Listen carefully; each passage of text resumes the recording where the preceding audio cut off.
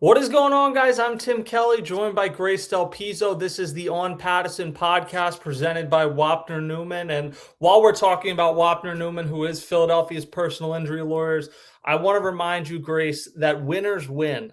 Wapner Newman has been winning for families throughout the Philadelphia area in New Jersey since 1978. If you need a winner, call Wapner Newman, 215-569-0900, or visit wapnernewman.com. That's 215-569-0900, or visit wapnernewman.com. And Grace, last week I did a show with Anthony, I believe it was on Monday. It's been whirlwind in Philadelphia sports recently. But at that time, we were both optimistic to varying degrees. Anthony was really optimistic. He thought that the Sixers were going to go to the NBA Finals. I didn't think that, but I thought that the Sixers would beat the Knicks. I picked them to win in 7. I think Anthony was one of the things. I haven't pretended throughout this to be a Flyers expert, so I leaned on Anthony a lot more. And Anthony kind of was giving us some of the warning signs that this was going to be a tough out. But from fans, there was a lot of momentum, a lot of hype at that time. And I think there was some hope that at the very least, they'd make it a competitive series, if not kind of continue on what felt in the first round like it could be a Cinderella run. And instead, here we are a week later, and both of them got swept. Still, there's very different reactions to both of these teams getting swept in the city. Yeah, like you said, winners win. Neither of those teams won anything, so clearly not sponsored by Wapner Newman. But anyway, yeah, the fan reaction, the difference in it was so interesting because you got the Flyer, the meme of like flirting versus harassment. Like the reaction to the Flyers losing was flirting, and the reaction to the Flyers losing, the Sixers losing rather, was harassment, because the Flyers got a standing ovation and "Let's go Flyers" chants, and the team saluted them, and it was all well and good. And the Sixers fans didn't even show up to the game, which understandable. I mean, when you look at the two teams and the trajectory of both of them, clearly one is on the up and up, and one is just down there and stayed down there and is not going anywhere. So the difference wasn't necessarily surprising. It was a very, very stark contrast, though.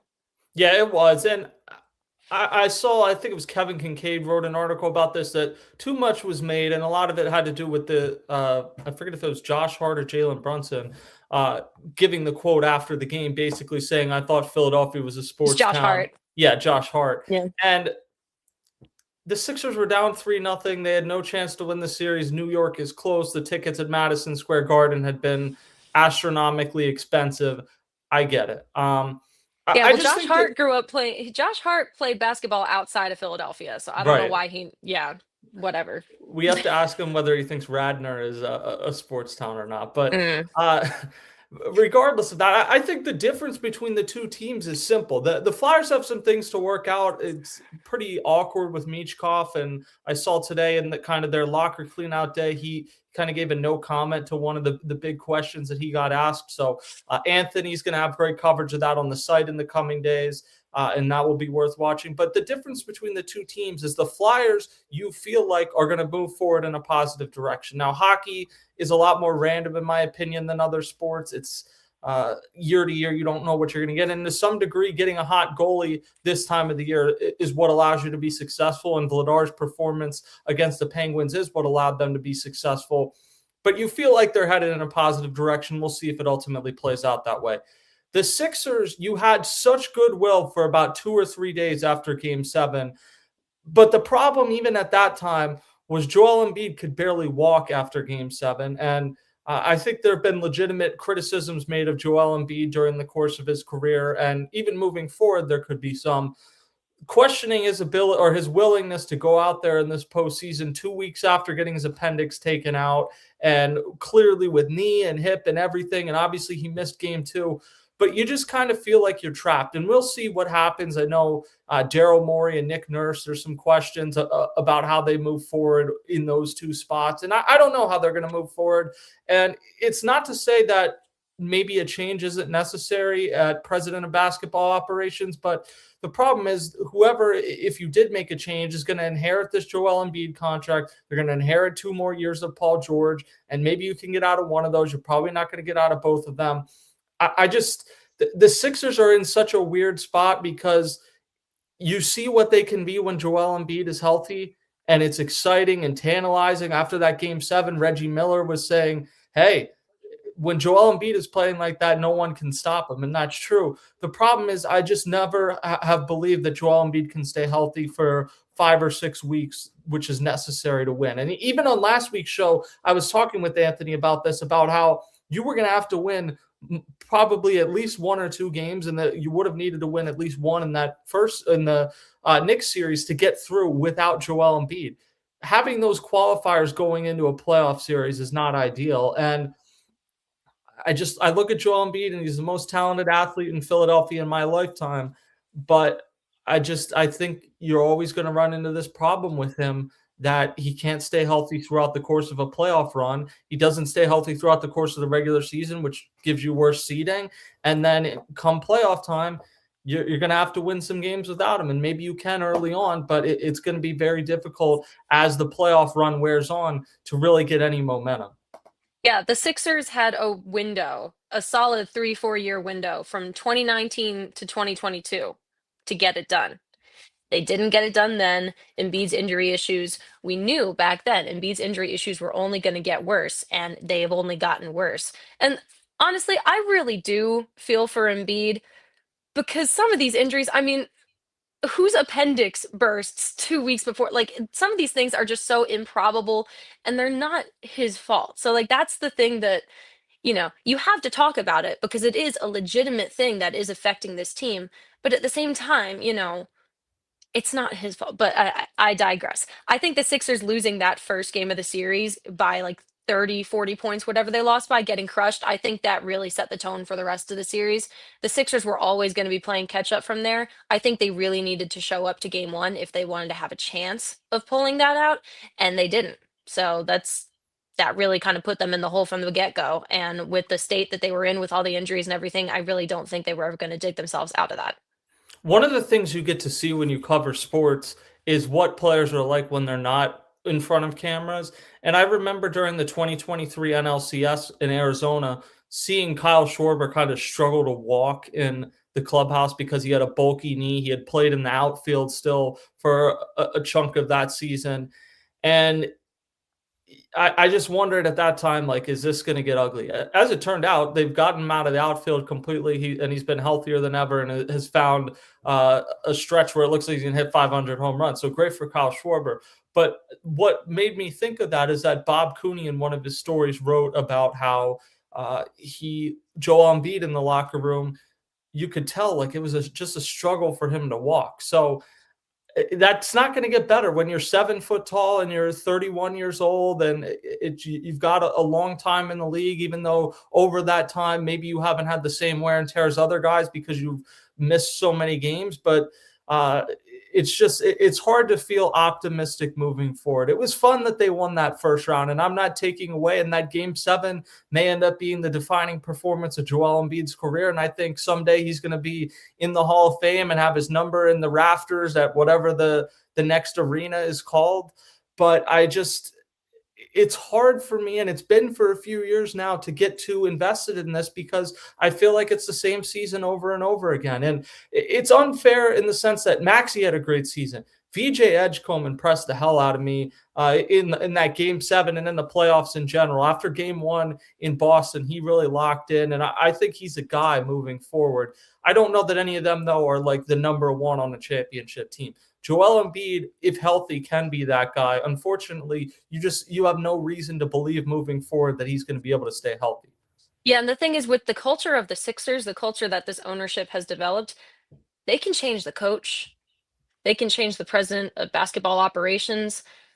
To me, personally, I feel like unless a change happens at the top, it's going to stay the same. Because Josh Harris, might I remind you, is also the owner of the Washington Commanders and a couple other teams. His full attention is not on the team. His full attention is not on making sure the Sixers succeed. If ownership doesn't give the fans reason to hope and reason to believe, then they won't. And I mean, me personally, I kind of clocked out after that game 7 loss to the Celtics in what, 2023?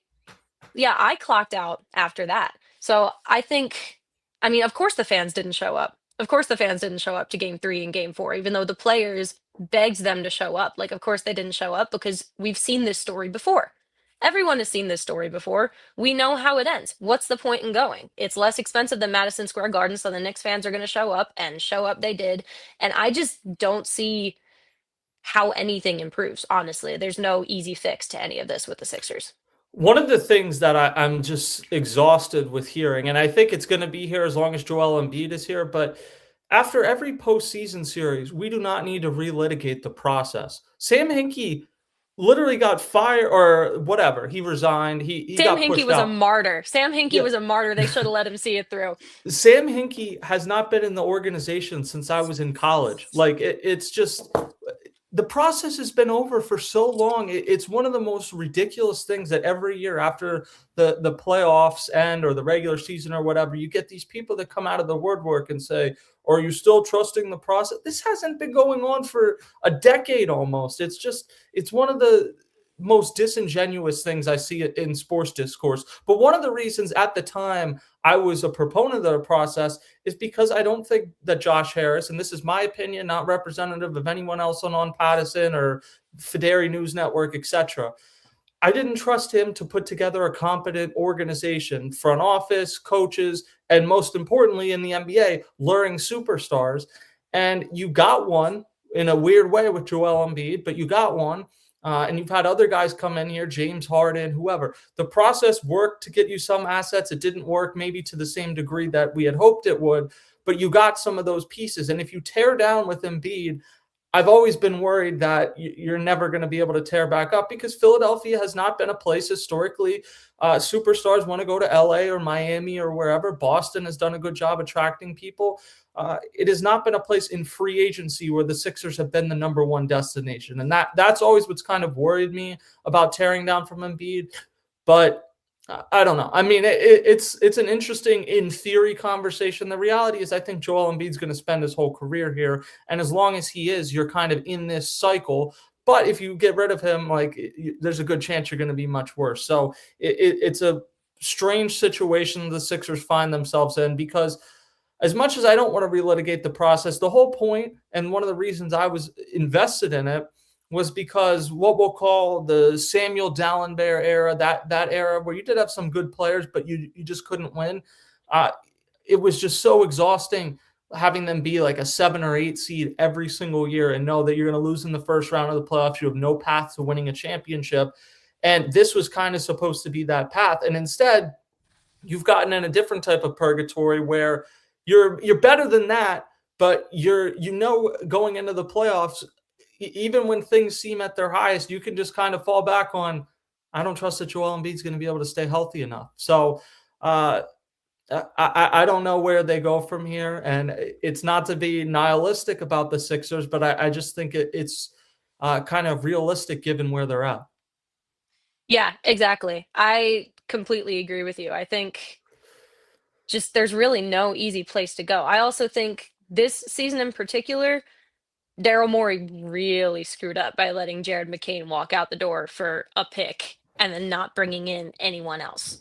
Because Jared McCain would have had that team in some of those games. I do truly believe that. Was struggling with injuries earlier in the season, so he wasn't necessarily available. He wasn't really following up on the great rookie campaign he was having before he got hurt. If Jared McCain was on that team, I think they take at least one from the Knicks. I don't know if they take two. I don't know if he would have made that much of a difference, but it's done now, and Jared McCain's still playing. He's still in the playoffs. So, I do firmly believe that the organization has no idea what direction it is going in. Let's hear from the comments section, which is something I always regret doing. Tim, as you get older, this is from Steve Vino. As you get older, you normally don't get healthier. Thank you. That's exactly verbatim what I said. So thank you for that comment. You have this, Grace Paisan. I don't know. Am I allowed to say that? Paisan. Do you have to be Italian to say Paisan? I don't think to say it, but to identify as one. Well, yeah. Okay. Anyway, yeah. Before I get myself in any hot water, I want to remind you again about Wapner Newman, who is the sponsor of today's show. Time's running out, games on the line. Who do you want taking your last shot? Nobody on the Sixers, probably. You want No. Wapner Newman, PA and New Jersey's premier medical malpractice and injury attorney since 1978. Call 215-569-0900 or visit wapnernewman.com. That's 215-569-0900 or visit wapnernewman.com. Grace, let's get it back to the Phillies, as they say.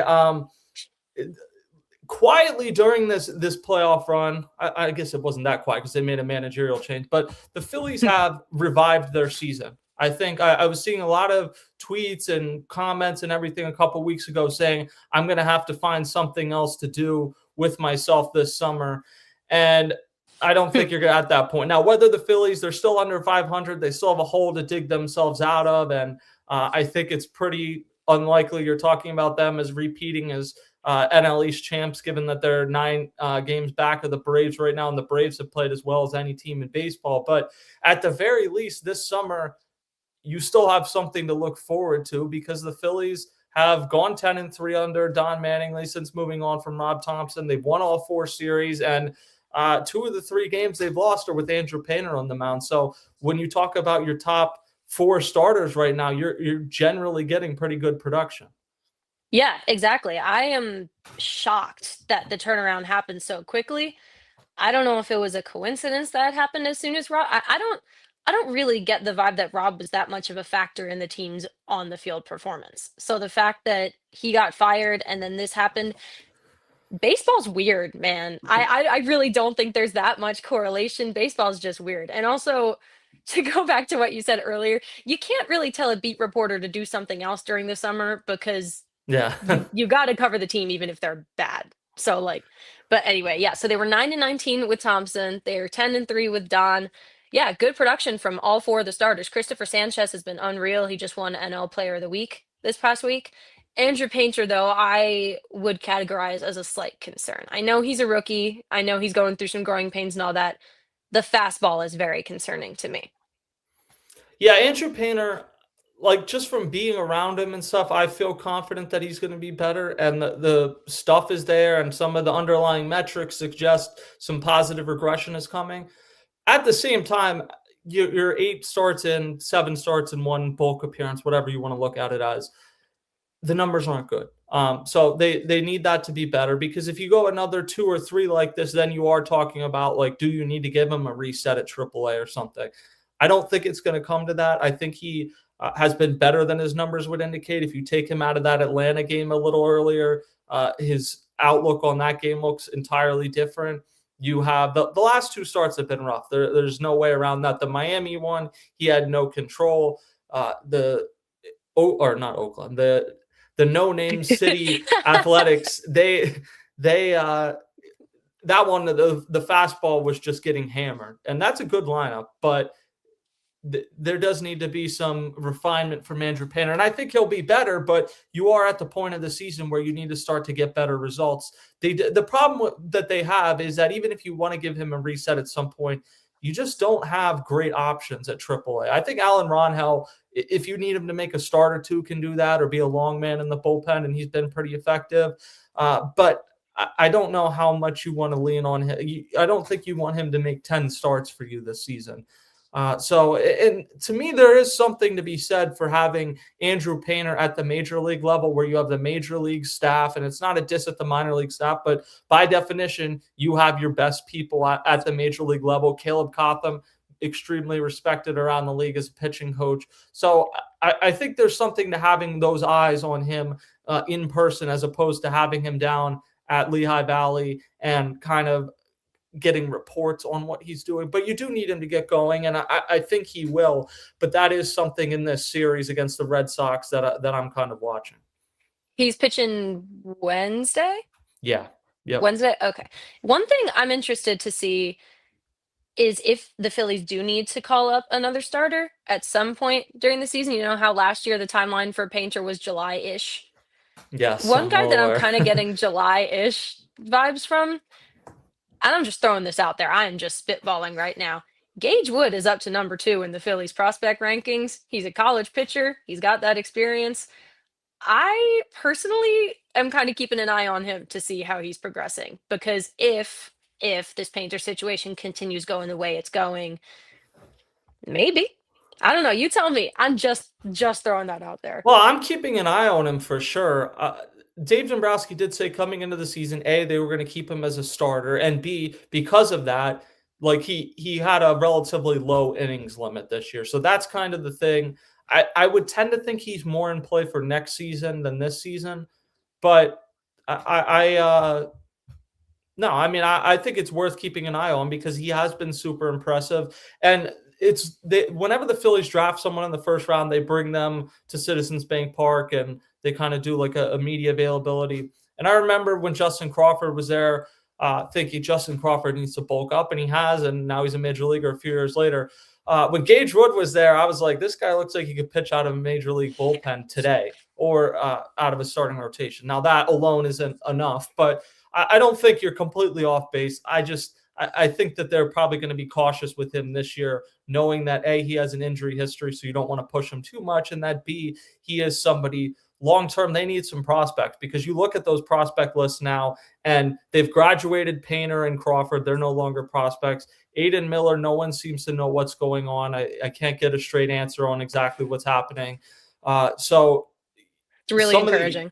Right. You have a hole in your prospect list right now that you kind of need to have some of these other guys come up and fill because, and we knew this would happen. You have these guys in Painter and Crawford that have been your long-term top prospects. Aiden Miller, if he comes back and is healthy, presumably he'll graduate in the not so distant future. So that's part of how things go. But whether it's because you want to have guys to trade or to bring up in a couple of years, you need to start to develop them. And I think because of that, you kind of have to be cautious with Gage Wood. But here's a comment that I think we'll enjoy from SS Remodeling. Thanks. Tim and Grace are the best. And then Ford checks in as well. And he says, similarly to the Sixers, we kind of know what the Phillies ceiling is. They probably don't make the World Series.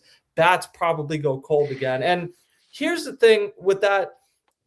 And it's one of the reasons I've been they unquestionably they played better the last 2 weeks. They again look like a playoff team. But the problem in terms of middle of the order hitting still exists to me. You have that top three. You need Trey Turner to get going a little more consistently. But Kyle Schwarber looks like he could hit 60 home runs. Bryce Harper is playing about as well in the regular season as he has since 2021. So that's very encouraging. You have to keep Bryce Harper healthy. That's what I said all along. The biggest problem in the offseason wasn't whether he's elite or not elite. It's whether he can stay on the field. But to this point, he's been excellent. So he struggled out of the gates, and since the first homestand, he's been tremendous. The problem is after that, you don't have 4 or 5 hitters consistently. Now, Brandon Marsh against righties, I feel good in that spot. But even if you're going to have him in the lineup against some lefties moving forward, which it does appear they're going to start to do, he's probably more like a 6 or 7 or 8 hitter against lefties than he is a 4 or 5 hitter. And Alec Boehm got going over the weekend. That's an extremely encouraging sign. I think in a perfect world, Alec Boehm is more like a 6th hitter than a 4th or 5th hitter. But right now, he's about as good as you have of an option. So you need him to get going. And it's one of the reasons why they've been so stubborn. Adolis Garcia can play. He's been tremendous in the field, inconsistent offensively. Edmundo Sosa provides a spark, but those guys really are like you're talking more hitting in the 6th or 7th spot. And I hate that every time I say 6 or 7 now. I feel like it's just. I didn't think about it until you brought it up. It's wrecked my brain. I'm constantly trying to find another way to phrase it. But no, I mean, I think that they have a team right now, if they keep going on this trajectory, that can compete for a playoff spot, get one of those wild card spots. But they have been playing some of the poorer teams. And when teams make managerial changes, they do consider their upcoming schedule. And the Phillies, since Mattingly has taken over, have had some lighter opponents. Now, they're going to start to get some tougher ones later on this month when they go on the West Coast. But you have the Red Sox, who have not had a great season. They've been better since firing Alex Cora, but still not great. Then you go to the Pirates, who they have Paul Skeens. You have some things to get excited about, but you should beat the Pirates at least 2 out of 3. You come home, you have the Reds, who got off to a great start, but then have been scuffling. The Guardians, who always seem to outperform their talent. And then you go to the Padres and Dodgers. Those are tough. But you have a chance before you get to those Padres and Dodgers series, which are going to be measuring sticks, to get at least 2 500, if not back above 500. And that is pretty remarkable given that they started 9-19.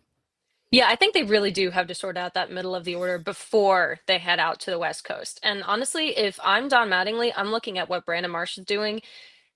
And against righties, I'm going to give the caveat against righties. I think I'm making Brandon Marsh my cleanup hitter based I on his think that's performance fair. right Yeah. now. Against righties, I'm putting Brandon Marsh in the 4 hole every single time. Now, against lefties, if he's going to play, I agree. I'd put him down at more 7 or 6. Yes. Good way to That phrase that. level. Thank you. I'd put him more down there. Bohm, if Bohm can get it going again, I would honestly, I'd put him in like the same, like, 7, 6, or 8. I would Yes. put him in those. Stott is an interesting one because Yes. Stott has moments of brilliance at the plate, and then Stott has moments where he looks lost. So Stott's a question. JT at this point, I don't know if you're going to bat JT higher than like 6th. I don't know if I'd feel comfortable doing that. Garcia's, like you said, he's been streaky. He's had some production, he's had some moments, but not a reliable middle of the order hitter to if, Turner, Schwarber, Harper, if one of them gets on base, I don't know if I'd trust Garcia to get them home. So I think these next couple series are a good opportunity to sort out that middle of the lineup, see if any of those players are going to get hot and they can be trusted in those spots. But I agree, you don't really have any prototypical middle of the order hitters as it stands right now. Yeah, and I know people will say, well, they do, but you're hitting them higher. And I'm generally a proponent of having the guys hit higher. I think it would be a mistake at this point to have Kyle Schwarber hitting 4th because he's your best hitter. So if anything, he should probably be hitting 1st in the lineup. They're not going to. The problem with Fighting that is words. Those are fighting words. the problem is then you have to rearrange the order. If you have Schwarber or Harper or whoever hit 4th, you have somebody else come up to the top. And against righties, maybe you can do that right now with Brandon Marsh. I don't know, but against lefties, you go back into a similar issue. Now, one of the things that's interesting about this Red Sox series is the Phillies are going to get a chance to face off with Ranger Suarez, who is one of the most beloved Phillies of the last 10 or 15 years. I think some people underrate how long he was here for. He was here for parts of 8 seasons and really thrived in whatever role that they put him into. The 2020 season, I look back on, 2021. He wasn't healthy in 2020, and maybe he could have been a solution for what was one of the worst bullpens. Comes back in 2021 after having some health and visa issues in 2020, and he thrived as like a long reliever, as a closer, and then eventually, even though the guys they picked up to close didn't really work out, they move him into the starting rotation, and that's where he spends the bulk of his time with the Phillies. Super successful. In interviews, he never gave much, but when you're just in the clubhouse and you see how he interacts with guys, he was kind of one of the life of the party guys with Jose Alvarado and some of the other pieces in that clubhouse. So they miss him from that sense. I get why they didn't sign him to that contract, but he has gotten out to the first couple starts were a little slow and he didn't pitch great in the WBC, but since then he's been good. He's gotten his ERA down to 2.77, but when he starts against the Phillies Thursday, he will have not pitched since it will be about 10 days, not this past Sunday, the Sunday before that, because he left with a right hamstring injury. So Right. he is coming back from an injury. And when you have that long of a layoff, and I'm sure he's thrown bullpens in between multiple, but that still is a long time. So you're not sure what you're going to get. But from this era, he's the first guy where it's going to be real. I guess Rhys Hoskins too, but he's the one of the first guys where it's going to be really weird to see him play against the Phillies because he was such a Philly. Like when they face Nick Castellanos, I don't know if it'll be as weird because Nick Castellanos played for other teams prior to coming to the Phillies. Ranger Suarez was such a Philly and one of the heart and soul guys of the team during this run that even if you can understand why they ultimately chose not to give him that deal, seeing him pitch against the Phillies, I'm sure will be very bittersweet for some people. Yeah, when I think of Ranger Suarez, I think of 2 things. I think of the last out in the 2022 NLCS, as I'm sure most people do. And I think it was Destiny Legardo of Phillies Nation. She tweeted that Ranger just came in and scared the entire media room during the 2023 postseason. I think about Yeah. that all the time and like the picture of him smiling around the wall. I took that Just, picture, by the way. did you really? Yes. Was it you that tweeted it, or was it? Yeah, it was me that tweeted another Oh, one. okay. Well, I'm falsely attributing. There's many videos and clips of Ranger Suarez that I originated that other people took, but I'm not salty about it. Yes, the "All I Need Is Your Love Tonight" Yes. video. Yeah, I love seeing that one make the rounds. It's a great Yeah, video. like you said, he's just such a Philly. I mean, obviously, no one has ever known him as anything but a Philly until a couple months ago. So it's going to be very, very strange seeing him. I mean, even I'm sure people are going to tweet before those games. Like he's probably going to come out and talk with all of his teammates at Fenway before the games start, and that's going to be so strange. Like the pictures of Hoskins talking to the Phillies with the Brewers before he Yeah. came back. It's strange to see. I do think it had to happen. I don't think the Phillies were going to re-sign him to the level of the contract that the Red Sox gave him. But it's going to be, like you said, incredibly bittersweet to see. And I do think it's going to be an interesting matchup with Luzardo versus Suarez on Thursday. Yeah, it is, because I see a lot of people say they chose Aaron Nola over Ranger Suarez. They re-signed Aaron Nola 2 years before Ranger Suarez could become a free agent. Like, I just don't. Obviously, now if you could have one or the other, you would take Ranger Suarez today. But that wasn't the calculation at that time. To me, that is revisionist history. You can say in some senses that they chose Jesus Luzardo over Suarez. Maybe not before the extension, because when they acquired him, the Phillies may have thought, we'll have him for 2 years and then cycle in another guy. But because they've signed him to this extension now, a 5-year deal, a little bit higher than what Suarez got, but pretty similar money overall, they're lefties. They basically decided on betting on Luzardo long-term over Suarez, which I agree with. I think that's the right long-term calculation. As good and as fun as Ranger was, I worry about the fact that he last season was sitting around 90 a lot. I worry about the fact that he had back injuries in 3 or 4 seasons. He's a hamstring injury this season. So durability, to me, I would worry about that, because as great as your location is, and we're seeing it with Aaron Nola right now, there's just not a lot of guys that can survive throwing at 90 or 91 a lot in the majors. Like 15 or 20 years ago, that was pretty standard for a starter. Today, that's viewed as what throwing 86 was 15 years ago. So it's very difficult. You have such little margin for error that I worry with Suarez what he'll look like at the back end of that deal. But right now he's really good, and the comparison between the two numbers isn't close. Luzardo, about half of his starts he's been really good, and about half of his starts he's been really not good. And he's one of the most accountable people I've covered. You don't need to ask Jesus Luzardo tough questions, because Jesus Luzardo kind of scolds himself post-game, and unacceptable is a word I've heard him use a few times this season. I think he's going to get going back on track. But like you said, it'll be a field day for sports radio and for everyone if Thursday Ranger Suarez goes out and pitches 7 shutout innings, and I don't know if he's going to get the leeway to pitch that many innings given the time off. But if he does, and then Jesus Luzardo goes 5 innings and gives up 5 runs, certainly we're going to have those conversations, and arguably we're going to have them anyway leading up to it. We already are now, but I think that is kind of the biggest thing looming over this series. Yeah, I think the comparisons definitely run rampant, especially with those two. They're definitely going to kick up over the next couple days. I think Ranger Suarez, like you said, with the location and everything, I think not signing Ranger Suarez was a good idea, because you're seeing the results of signing a guy like that to a long-term contract. We're seeing it play out right now with Aaron Nola, where he's struggling because he relies on location instead of speed. And, that's kind of dipping as he gets older. Well, If and the Nola Phillies, was durability. Nola was very yeah. durable. You didn't have that. This is true. Yeah, I mean, I'm just thinking about, like, if the Phillies had re-signed Ranger Suarez, and in 2 years we're seeing those kind of results from both of those guys, the backlash would have been massive. Yeah, no, And just the consequences on that baseball team would have been massive. Yeah, I think that's a good point. When the Phillies didn't re-sign Ranger Suarez, I don't think the concern was ever that in 2026 he wasn't going to be a really good pitcher. Yeah. It's what is he going to look like in 2028, 2029, 2030. Those seasons count just as much, and you have a lot of veteran money committed at that time. Luzardo's a little bit younger. Luzardo has health concerns. Luzardo has struggled to avoid these blow-ups in his career.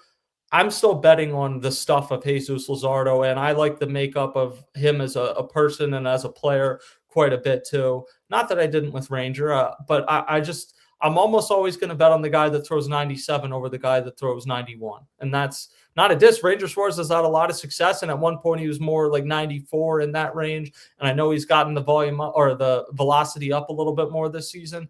But I get that. Still, it's going to be weird. And it's going to be weird because looming over this entire series is the presence or lack thereof of Alex Cora, who was the Red Sox manager, whether they were going to move on or not. It was done in an unceremonious manner on the road with that van. And then Dave Dombrowski. Just for hire. Yeah. Dave Dombrowski admitted when they moved on from Rob Thompson that he did try to hire Alex Cora. And if you made me bet on who's going to be the manager at this time next year, I still think there's Alex Cora is probably the leader in the clubhouse. But Don Mattingly, with this series and other series, if he wants, I know he signed a multi-year deal to be the bench coach, but if he wants to continue beyond this year, these are the series where he can start to make hay. And if he gets the Phillies to the postseason after they were 9-19, like it was with Rob Thompson in 2022, because they didn't wait till they got to the World Series that year. They did it before the playoffs. If he gets them to the playoffs after that and he wants to continue, and I don't know if he will or not, but if he wants to, it's going to be pretty hard not to do it. So I do think the presence of Alex Cora looms large in this series, and I'm interested to see how that plays out and how much of a storyline it is there. Yeah, that's the thing. When the interim's results are undeniable, it is really difficult to say, okay, you did great. Go back to being the bench coach. We're going to bring in another guy. And, Dave Dombrowski loves his guys. And that's the thing. Alex Cora is one of his guys. I mean, it's been covered ad nauseum. They won the World Series in Boston together in 2018. It's a big deal. He's one of his guys. And the fact that I honestly was a little surprised that he even admitted that he tried to hire Cora before he fired Thompson.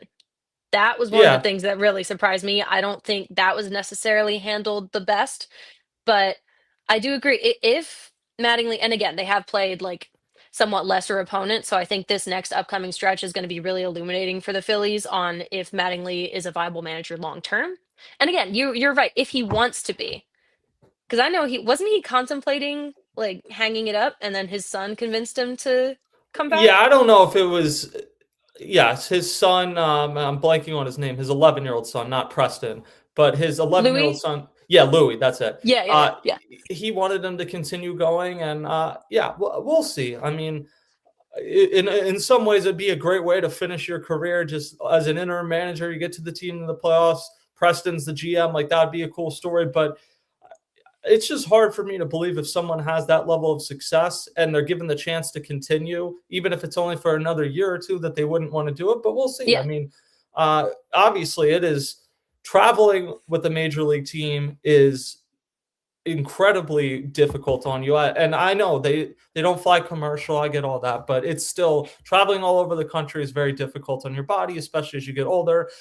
You're away from family, all that. It can be kind of like a lonely existence at time, even though you're with the team. But these guys that have done it their whole lives don't know a whole lot else. And I'm trying to remember when the last year Don Mattingly wasn't in baseball. It's been a long time. So that's what Rob Thompson said, like right after he got fired, where they were like, what are you going to do in the summer? He's like, I don't know. I haven't had a summer to myself in decades. I might go for a swim. Like these guys, they don't know anything but baseball, like these lifers. Well, and it's one of the reasons why with Rob, like I believe him that the most likely scenario is probably that he's done and maybe in a few years he'll be a special advisor. But I also think if like the Mets or the Red Sox or the Astros or whoever calls him in the offseason and wants to interview him, if you're him, like you're probably thinking, hey, I was really successful at this job. I didn't necessarily want to stop doing it. I'll at least hear them out. So I'm interested to see how all the managerial stuff plays out. And I'm also interested to see Ken Brandon Marsh keep it going because he has had a remarkable start to this season. And it kind of snuck up on me. Like I knew he was having a really good season, but to look up at the end of Sunday and he's hitting 353, it's remarkable. In the last two off seasons, I've kind of wondered, is Marsh someone that it makes sense to trade because you have a very lefty lineup? He's got some swing and miss. He would have value, probably more than Stott or Bohm if you had moved either one of them. So I thought it'd be interesting. Now I think the discussion is more Do you buy this? And if so, do you try to extend him? He's under arbitration through next season. So I'm kind of inclined to think you just play it out for the time being. But what he's doing right now and what he's done over the last year, even if he never becomes a great hitter against lefties, it's super impressive. Yeah, I really agree. I think Marsh is someone who, for me, for the last couple years, I've always looked at him as he's like one step away. And for me, it felt like cutting down on the strikeouts was his big thing because he was a big whiff guy.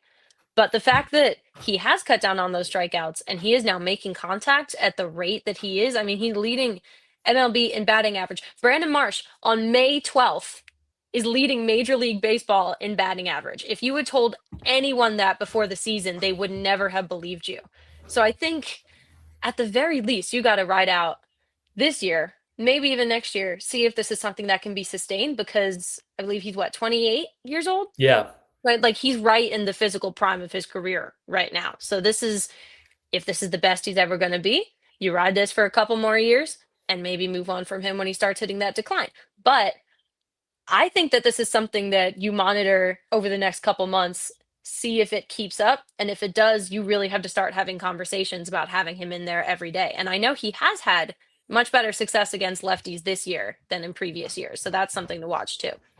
Well, and he has flexibility in the outfield. I don't think he's he's much better to me in the corners, but let's say in the offseason they decide Justin Crawford needs to go to left field. I don't think that rules you out from Brandon Marsh because A, he can play center, but B, he could play right. If Adolis Garcia keeps going this way, you probably say at the end of the year, hey, nice season. We're going to go a separate way, shake hands and move on. And maybe Brandon Marsh plays in right and Crawford plays in center, or they have some rotation, but I think Brandon Marsh, even with some of the limitations, provides a lot because he mashes righties, and he really is one of those guys that is genuinely positive. And what stands out to me from his whole career, when he got here in 2022, he was one of the missing pieces, not just from a baseball sense because he upgraded them in center field, but from like a culture and vibes, whatever word you want to use. He has such a positive vibe, and he's somebody like even when Johan Rojas was taking away starts from him, there was no one more excited when Johan Rojas made a big play in center field, and it was genuine because a lot of guys, and I wouldn't be out there rooting for the guy that's replacing me and putting me on the bench to have success, but you can tell it's genuine with him, and I think it's important to have guys like that. So Brandon Marsh has had a tremendous start to this season, and honestly should feel really proud for how he's played because he's gone through some ups and downs, kind of had some ugly moments in that Dodgers postseason series last year, but has really rebounded. And I think he is going to continue to get those opportunities too, because Mattingly really likes him. Yes, like after that doubleheader, I asked Mattingly in the post-game presser, like, what are you seeing from him? What's working? And Mattingly volunteered that when he was with Miami, they tried to trade for Marsh multiple times and it just never worked out. So he said, I've always thought he's a great hitter. It's great to see it working now.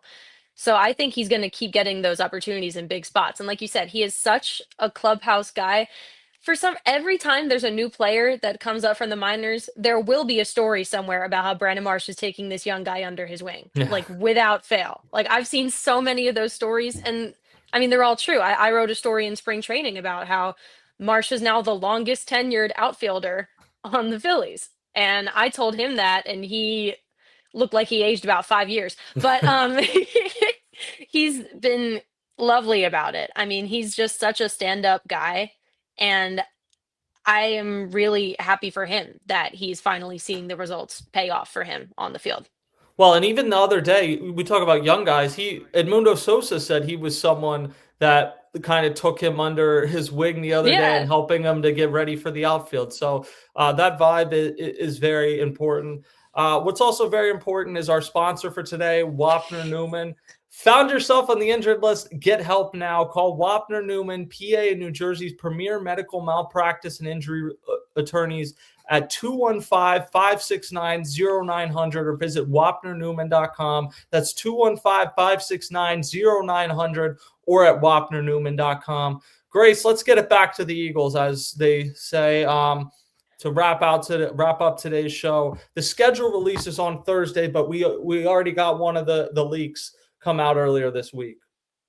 Yeah, so the Eagles are going to be heading to Dallas for Thanksgiving to play the Cowboys in their annual Thanksgiving game. This is actually only the third ever time that the Eagles have gone to Dallas for Thanksgiving. And the other two were, one of them was more notable than the other. The first one was the Bounty Bowl in 1989. That was the first time that the Eagles went down to Dallas to play them, and the Eagles blew them out 27-0. It was Buddy Ryan and Jimmy Johnson.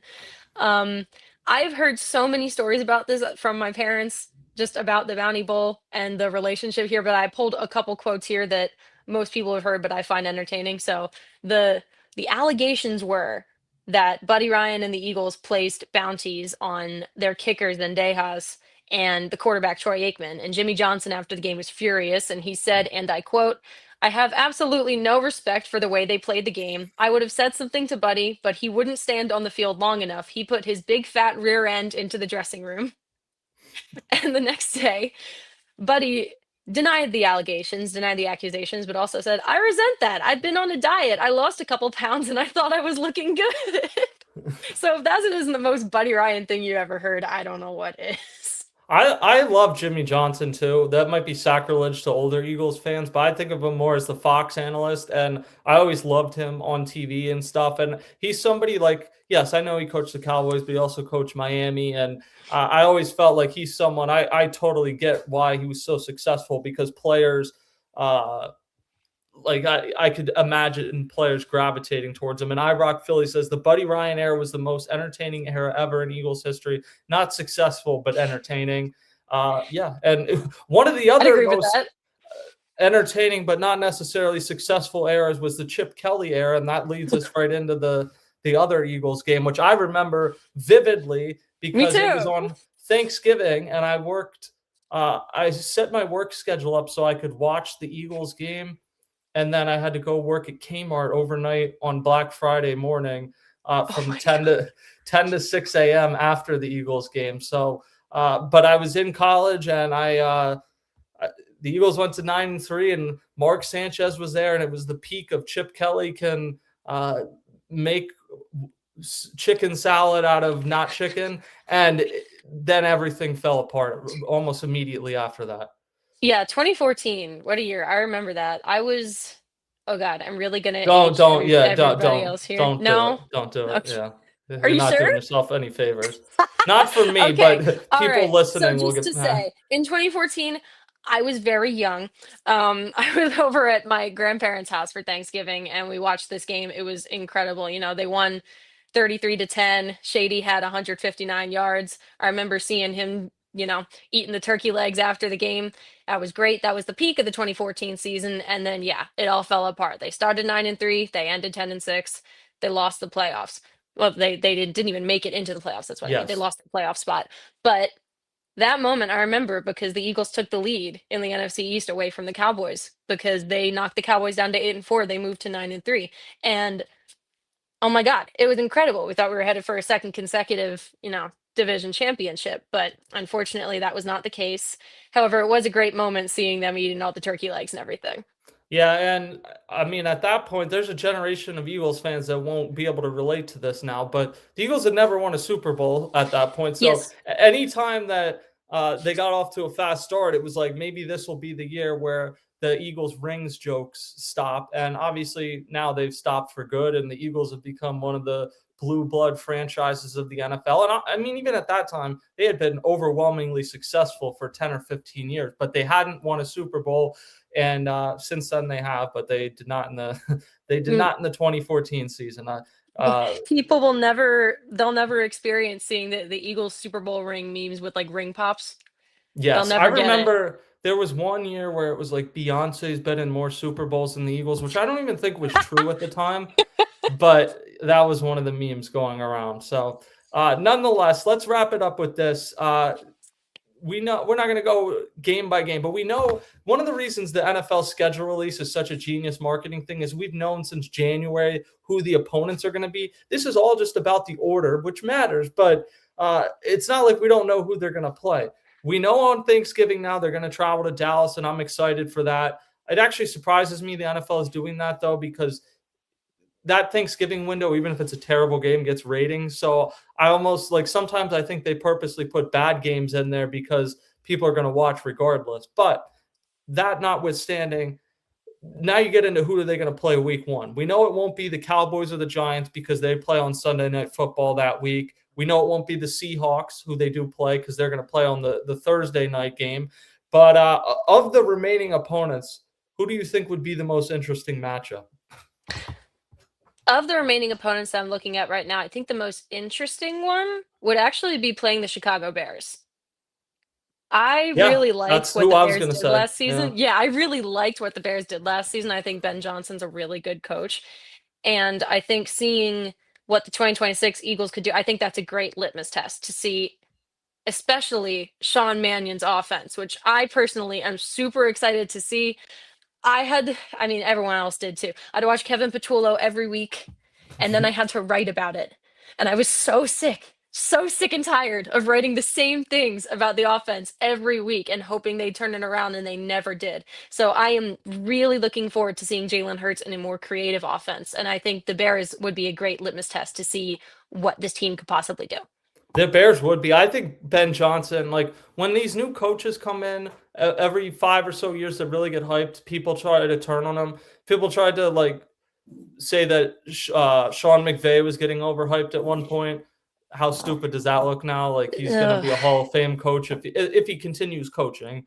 But he's won a Super Bowl, been to multiple, and I think Ben Johnson is at that level of like him and Shanahan. He's that good. Caleb Williams is interesting because he still wasn't completing passes at a high level. He's like he can do the highlight plays and he's still learning how to play the quarterback position. But some of the plays that he made last year were among the greatest plays I've ever seen. It was Aaron Rodgers at his peak. It was Josh Allen, Patrick Mahomes, like that level. Now he needs to do the rest close before he gets in a discussion with any of those three who are maybe like the three most talented players I've ever seen play quarterback. But I think that would be a great matchup. That was the one I looked at. I just wonder, if I had to guess, I think it's going to be a Seahawks Bears to open the season. They haven't yet announced who's going to be that one to open the season, but that would be my guess. I think there's a chance it's the 49ers, and that would be interesting because the way the 49ers play, they play such like balls to the wall that they end up getting injured. And so by week 8, if you have Eagles and 49ers, you don't know what you're going to get. And I don't know if week 1, George Kittle would be back, but you'd have a healthy Christian McCaffrey, Brock Purdy, and the Eagles 49ers has kind of become a rivalry. That would be interesting. The sneaky one to me, although the Rams would be really interesting too, now that I look at it, but the sneaky one to me would be the Tennessee Titans because you have a second-year quarterback in Cam Ward who I think just had no chance to be successful early in the year, but you started to see flashes in the second half. And now since then, they've hired Robert Saleh, who I'm excited to see get a second chance because I thought the Jets it's such a disastrous organization. It's the Jets. And then Brian Daboll's offensive coordinator, who really, if he wanted to be the Eagles offensive coordinator, probably could have been and chose to go to that Titans situation, which maybe speaks to how he feels about the quarterbacks. There's less pressure in Nashville than there would be in Philly. And I think Brian Daboll is probably going to be a successful head coach whenever he gets his second opportunity. So I think that would be a sneaky good matchup. Like in theory, the Titans, that's not that interesting. But I think that would be a good one. Looking up and down the schedule, though, the Rams, the Seahawks, tough. those are the two best teams in the NFL last year, in my opinion. The Colts were playing at an extremely high level until Daniel Jones got hurt. The Texans, C.J. Stroud needs to get back on track, but the defense, it was remarkable. The Panthers played really well last season. Bryce Young has really taken a step forward. The Cardinals have some weapons. They don't have a quarterback. The Jags, though, are like a playoff caliber team. I think a lot of people believe that the Giants are going to take a major step forward. Jackson Dart really impressed me last year. So he's got to stay healthy. He's got to not bash his head into a wall every single play. Very reckless last year. Right. And he's got to train himself out of that or he's going to have a short career. But I never really feared Eli Manning when he was playing, but obviously since Eli Manning, they haven't had a quarterback in there that you worry about at all. And I looked at Jackson Dart last year for stretches, and I was like, enjoy your last moments of making fun of the Giants because I think they got a guy. So I'm interested to see how this is all going to play out because the Eagles, in theory, should still be the favorites to win the division. We can't lean anymore on the fact that no teams repeated in the NFC East in 20 years. The greatest graphic in TV history is ruined. But to repeat in the NFC East 3 years in a row would really be an accomplishment. Especially with 3 different coordinators and all the Eagles seem to find a way to thrive even when there is turmoil, which there always seems to be. So I'm interested to see the schedule. I know that kind of makes me a sucker because we've known what it's going to be for a long time, but I kind of enjoy the schedule release and all the schedule release videos. And yeah, that's what I was gonna say. I love watching the social media teams go crazy for the schedule releases because they've been working on it for ages. And will someone from 345 Park Avenue put in a call to the social media team saying Ixnay on the Diana Rossini and Mike Vrabel A? I mean, it's a serious question. The Chargers play the Patriots because the Chargers will put it in their video. They do? Okay, play the Patriots. Good. Oh my God. I hope that happens. So it may be reaching the point with the Vrabel Rossini thing where it's like, all right, like we need to – it's kind of running its course, at least every time I think it's wrapped up, there's more stuff. Yeah, and I can't blame TMZ and Page Six and whatever, the Daily Mail, because I click on it every single time there's a new update to read it. Like I find myself fascinated by the whole thing and whether Mike Vrabel can kind of continue to do his job without stepping away. So that's an interesting storyline to watch as well, because I believe – oh, never mind. The Eagles do not play the Patriots, so that won't be of concern to them. But it could affect the schedule. You have the Steelers on here. We're still waiting to hear Aaron Rodgers, who whether he's going to play or not. Aaron Rodgers was my favorite player ever, and is still arguably like some of the best throws I've ever seen. Those 2 throws against the Cardinals in the playoff game are 2 of the greatest throws I've ever seen in my life. But man, am I sick of Aaron Rodgers the last few years. And it's not about cultural war debates, just the constant he acts like he doesn't like attention, but then he does everything in his way to put attention on himself. He's got this thing where, like, I get you want to be private, but you're Aaron Rodgers and you're like, you're going on now. Pat McAfee every week. You're going on Pat McAfee every single week. I'm married now, but nobody's ever going to see my wife. It's just, it's turned into. I don't think she exists. I don't know what it is. I get the desire to be private, but like to say that like no one's ever going to see or get a picture, like it kind of seems like you're like locking your wife away in the tallest tower, and like you go out and do your job, and she's not allowed. It's a very weird thing, and it's giving like you wouldn't know where she goes to another school. Right. Like, you wouldn't. Yeah, that's what it's giving. It's just, I think he, for many years in Green Bay, was like this enigma that people were interested to find out about. And as it turns out, he's not really that interesting, but he thinks he's interesting. But he wants you to get the impression he doesn't want you to talk about him, even though he definitely wants you to talk about him. So we may or may not be talking about him if the Eagles end up playing or the Eagles do end up playing the Steelers. If he ends up playing for the Steelers this season, I kind of think it's sad to see how he's gone out or how he's going out, where it's just like, he's just a guy. Like, we never saw a moment where Tom Brady was just a guy. Drew Brees and Peyton Manning, like, their body just failed them at the end of their career. They clearly couldn't do it. Aaron Rodgers is still like capable, but he's just kind of like the 15th best quarterback in the league, which it's hard to see that, because for so many years he was, even when Brady and Manning were in their primes, to me, no one was more talented and gifted than him. So, but the Eagles, that could work in their favor this year. We will have the schedule released Thursday. We'll have full coverage of that.